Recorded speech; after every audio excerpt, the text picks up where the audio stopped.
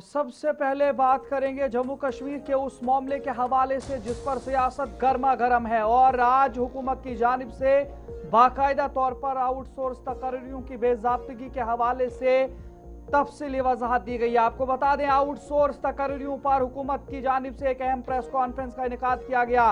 भर्तियां शफाफ तरीके से हुई हैं, जो इल्जामात लगाए गए हैं उन्हें मुस्तरद किया गया है हुकूमत की जानिब से। आउटसोर्सिंग साबिका हुकूमतों की पॉलिसी है और उसी पर जम्मू कश्मीर की मौजूदा हुकूमत काम कर रही है। पीडीपी पर काबीना वजीर सकीना मसूद हित्तू की जानिब से तल्ख तनकीद की गई है। आपको बता दें, जहां पर आज जम्मू कश्मीर के अंदर एक अहम मामले पर प्रेस कॉन्फ्रेंस की गई है। जम्मू कश्मीर की वजीर सेहत और तिबी तालीम सकीना मसूद हित्तू ने मशीर वजीर आला नासिर असलम वानी और काबीना वजीर जावेद अहमद डार के हमरा श्रीनगर के SKICC में एक प्रेस कॉन्फ्रेंस से खिताब किया और प्रेस कॉन्फ्रेंस से खिताब के दौरान भर्तियों में बेज़ाब्तगियों और बेअकदोर तकर्रियों के इल्जामात को मुस्तरद कर दिया। नासिर असलम वानी ने कहा कि मौजूदा हुकूमत ने इख्तिदार संभालने के बाद तमाम भर्तियां साफ, शफाफ और मेरिट की बुनियाद पर की हैं और 40,000 रोजगार फराहम करने का वादा पूरा किया जाएगा। उन्होंने कहा कि आउटसोर्सिंग की पॉलिसी मौजूदा हुकूमत ने नहीं बल्कि साबिका हुकूमतों से वरासत में मिली है और 2014 की खाली असामियों के लिए टेंडर के जरिए तकर्रियां की जा रही हैं। सकीना हित्तू ने वाज़ेह किया कि आउटसोर्सिंग मुस्तकिल सरकारी मुलाजमत नहीं बल्कि सिर्फ काम के दबाव को कम करने के लिए है और इसके तहत मुलाजमीन को DA, पेंशन या दीगर सरकारी मुरायात हासिल नहीं होती। उन्होंने PDP और साबिक वज़ीर आला महबूबा मुफ्ती पर इल्ज़ाम आयद किया कि आउटसोर्सिंग पॉलिसी उन्हीं के दौरे हुकूमत में 2015 से 2018 के दरमियान नाफिज की गई और इसी दौर में बाज़ अरकान असेंबली के रिश्तेदारों को मुलाजमतें दी गई, जबकि मौजूदा हुकूमत नौजवानों को रोजगार फराहम करने और मंशियात जैसे समाजी मसाइल से दूर रखने के लिए संजीदा इकदाम कर रही है। क्या कुछ इस खास प्रेस कॉन्फ्रेंस में जम्मू कश्मीर की हुकूमत की जानिब से कहा गया है, आपको सुनाते हैं। ये जो उनको खदशात हैं कि हमने कोई बैकडोर एंट्री की है, हम उनको वाज़ा तौर पे चैलेंज देना चाहते हैं कि अगर एक भी उनको कहीं से सबूत के साथ मिले कि गवर्नमेंट ने कोई रिक्रूटमेंट की हो, पहले ये भी समझना चाहिए और उनको तो ज्यादा समझना चाहिए क्योंकि ये उन्हीं की देन है। रिक्रूटमेंट और आउटसोर्सिंग ये दोनों बिल्कुल डिफरेंट चीजें हैं। रिक्रूटमेंट एक, जैसे मैंने पहले शुरू में कहा, एक बाज़ाब्ता ट्रांसपेरेंट तरीके से हो रही है।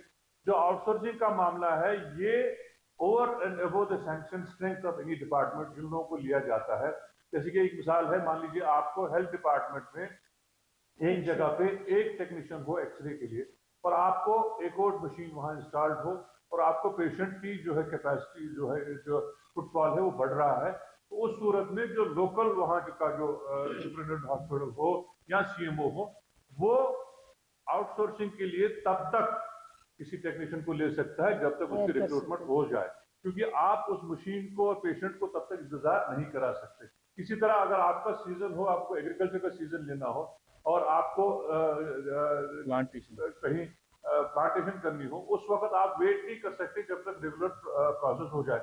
वो एक स्टॉप गैप अरेंजमेंट है और वो उसी के साथ उनका जो है सर्विस पीरियड भी खत्म होता है। They are not a regular government appointment.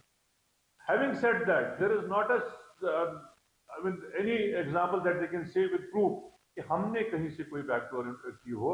ये एजेंसियां बाज़ाब्ता जेम पोर्टल से आती हैं, एक ट्रांसपेरेंट मेथड के जरिए आती हैं, उसमें हमको कोई दो राय नहीं है, एक टेंडर प्रोसेस के जरिए आती हैं और ये हमको जो विरासत में मिली है इसमें सारी जो है वो उसी पॉलिसी की है जो PDP सरकार ने और महबूबा मुफ्ती की सरकार ने 2015 और 18 के दरमियान की है और उसका आगे जो रिन्यूअल होता है या उसकी कंटिन्यूटी है वही है। इसी तरह जो ये फिगर बता रहे हैं 25,000, 26,000, 27,000, 28,000, ये भी इन्हें मेहरबानों की देन। ये लगे हैं 15 से लेके आज तक, वो आप फिगर देख सकते हैं, ले सकते हैं, इसमें हमें कोई एतराज नहीं है। और ये क्या कह रहे थे कि अब हम पब्लिक में नहीं डालना चाहते, आप डालें, लेके आ जाए पब्लिक में। ये फिगर जो 15 से लेके आज तक लगाए गए हैं, मैं उनकी बात कर रही हूँ। और हमने जो रिक्रूटमेंट बोर्ड को पोस्ट रेफर किए हैं ऑलरेडी, जब से सरकार बनी है तब से हम कर रहे हैं और मैं उनको समझाना चाहती हूँ अवेयर करना चाहती हूँ, एजुकेट करना चाहती हूँ। बाई आउटसोर्स परमानेंट मुलाजिम नहीं लिया जा सकता है। आउटसोर्स में आप न तो उसकी टीएडीए है आउटसोर्स वाले की, न तो उसका पेंशन है नई स्कीम के तहत, न तो पुरानी स्कीम के तहत, और न तो उसका जो ग्रेड पे होता है टीएडी न तो वो होता है, न इसको किसी स्कीम में पेंशन दिया जाता है। ये सिर्फ एक प्रोजेक्ट के तहत जो गवर्नमेंट ऑफ इंडिया ने इंट्रोड्यूस किया है, जो उनकी स्कीम्स हैं, चाहे वो समग्रा हो, चाहे वो वात्सल्य स्कीम हो आईसीपीएस की, चाहे वो पीएम एवाई की स्कीम हो, चाहे वो इसी तरह एग्रीकल्चर की कई स्कीम्स हो, चाहे वो आउटसोर्स ट्रांसपोर्ट ड्राइवर्स की स्कीम हो। आज तक हमारे जम्मू कश्मीर में ड्राइवर कितने लगे और कब लगे वो आप पता कर लीजिए। ऐसे झूठ बोलने से कोई चीज़ छुटती नहीं है। और हमने अभी यहाँ पे एक चीज़ बताई गई है कि पब्लिक सर्विस को रेफर नहीं किए जा रहे हैं और सोर्स पे लगाए जा रहे हैं। मुझे उनकी अक्ल पे तरस आता है। इतने बड़े ओहदे पे रह चुके हैं, उसके बावजूद भी इस तरह की एक लाइल्मियत की अगर बात करेंगे, बात करना ये मेरे ख्याल से दुख की बात है और कुछ नहीं कह सकते, और लोगों को गुमराह करने की बात है। आप जाइए, जितने भी जीएमसीज हमारे पास हैं वहाँ सफाई कर्मचारी लगे हैं, हमारे बच्चे लगे हैं, आप देखिए वो कैसे लगे हैं, किसने लगाए हैं, किस टाइम पे लगाए हैं। एक तो आप कहते हो हम बच्चों के हमदर्द हैं, आपकी वजह से आउटसोर्स की तबाही, ये बीमारी हमारे जम्मू कश्मीर में आई। आप मुझे बताओ, जो पढ़ा लिखा जवान होगा, जो पढ़ी लिखी मेरी बहन होगी, पीएचडी होगी, एमए होगी, वो क्या हॉस्पिटल में सफाई के लिए कर्मचारी लगे? तैयार नहीं होते हैं। क्वालिफाइड बच्चे बेचारे, उनके साथ जुल्म हो रहा है, ओवर एज हो रहे हैं। और आपके टाइम पे जो बोर्ड्स की हालत थी, रिक्रूटमेंट बोर्ड्स की, वो तो इतनी खराब थी, कोई रिक्रूटमेंट होती नहीं थी बोर्ड के जरिए। हमारे दो इश्यूज यहाँ पड़े हैं, तो एनिमल हस्बेंड्री और शीप हस्बेंड्री में जो इसके हवाले से बात हुई है, और दोनों में एक्सक्लूसिवली गवर्नमेंट ऑफ इंडिया की स्कीम है, और दोनों में फंडेड जो है गवर्नमेंट ऑफ इंडिया की पूरी फंडिंग है। और उसी फंडेड के सिलसिले में जो है हम लोग आउटसोर्स करते हैं, और आउटसोर्स भी कैसे करते हैं, एक प्रॉपर तरीके और फेयर मैनर में करते हैं। वो कैसे करते हैं मैं आपको बताऊं। Engagements have been made through transparent competitive procurement process in accordance with the Government of India guidelines. General Finance Rule 2017।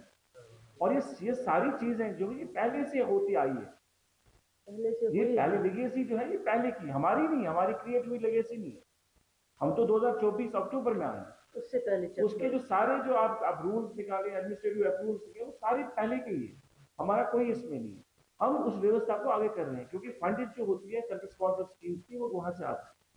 और दूसरा एक प्रोसेस से हम चलते हैं, चाहे हमारी मोबाइल एनिमल हस्बेंड्री में कुछ हमने मोबाइल वेटनरी पैरामेडिक्स हमने इस्तेमाल किए, उनको आउटसोर्स करने की कोशिश की, और वो जो ऑर्डर था वो आपको 24 में था।